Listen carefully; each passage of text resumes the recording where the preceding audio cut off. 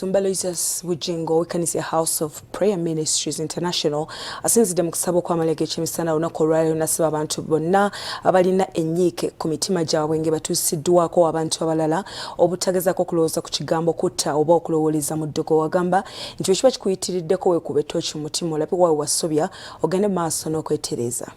Okusaba n'okusiiba okw'ennaku 14 kukyagendera ddala mu maaso ku Canaan Land wabeerayo okusaba kwa lankyawa era nga kukulemberwamu Omusumba Bujjingo. Omusumba Bujjingo mu bubaka bwe bwawadde abakkiriza ayogedde ku bantu abatta bannaabwe mu ngeri ez'enjawulo n'abasibirira entanda nti ebintu ebiba biganye weetereeze bwetereeza naye totta muntu. Okutta ennaku zino kwa mirundi mingi abantu batula ne bateesa engeri gye banattamu omuntu.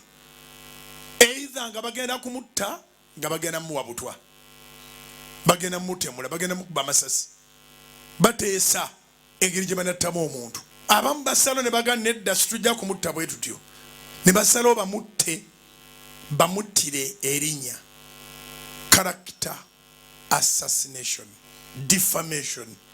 Ndooza kati bye bisinga n'obungi omuntu olufuna akasimu ne kamera kaako ng'akeetunuzaamu ng'atandika kuttattana muntu naye bwe mumunyiga ng'akubulira amusasula oyo balinga ng'era abaasasula Yuda.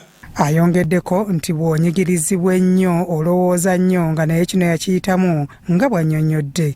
Nyina kye nakolako okunoonyereza bw'onyigirizibwa olowooza waliwo we nanyigirizibwanga ne ndowooza nnyo naye nga ne bano abantu abampala n'olw'abantu abawuliriza Salt ng'ate abampala nabo balina radio ne TV bwe bampangula ne bamala banzita banawuliriza TV zaabwe ne radio zaabwe omwoyo omutukuvu n'angamba nedda kuba mwenna muli ku mpewo obanga tebabawuliriza leero era ne bw'ovaawo tebajja babawuliriza.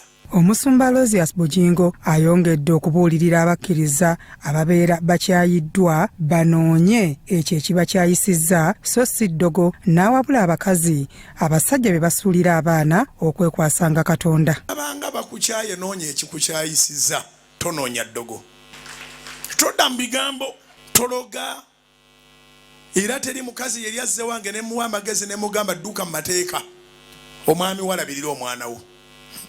Buli mukazi ajje wange muwa amagezi labirira omwana wo omwana Mukama yamukuwa saba Katonda amugabirire singa taata wabadde yafanga omuzaala wandi muziise mu ntaana ya kitaawe. Ayogedde ku musumba Mike Mugerwa kati omugenzi ku ngeri gy'akwatangamu ensonga nga tawakanya buli asituka wabula ng'akola ebyo byalabanga nti abamusingako bye bakola. Omugenzi Mike Mugerwa omule mirembe yali musumba eyasumbanga Katwe Saints Gate Church. Yagamba Mukama bw'amala omuwa calling abantu bangi ne batandika okubuulira enjiri ng'amakanisa gakuŋŋaana. Mwabo abangi ababuulira enjiri mwe mwali n'omugenzi Deo balabye ekkubo. Kati ng'abasumba abamu kye bakola kuwakanya buli asituka era nga yeegendereza nnyo okulumba ababalabye ekkubo abo abazze n'abalala bonna. Kyamuyamba mu mulembe gwe Katwe Saints Gate Church yasigalawo mu maanyi yakizuula nga temulimu makulu okutuuza olukiiko lw'abakadde b'ekkanisa bayiye engeri gye banaakonjera ey'akajja nga bwali nabbi w'obulimba.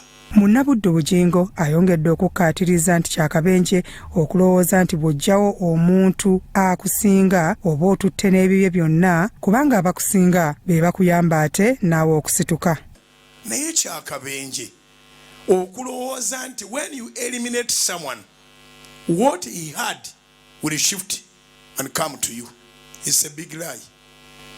Ebiseera ebisinga abakusinga be bakuyamba okubaawo oba eri ategere kye ŋŋamba bw'ofuna omukisa n'ofuna owa hardware ng'ayina mungi nga gw'olinawo obutono wali tolimba nti amuuse emintu we mulimu vvu kozesa omukisa omukoleko omukwano bw'ofuna ayagala by'otaweza omugamba tubirina biri mu sitoowa. Agamba nti buli lw'ologa akusinga oba weeroga bwekka nga bw'ayongera okukkaatiriza.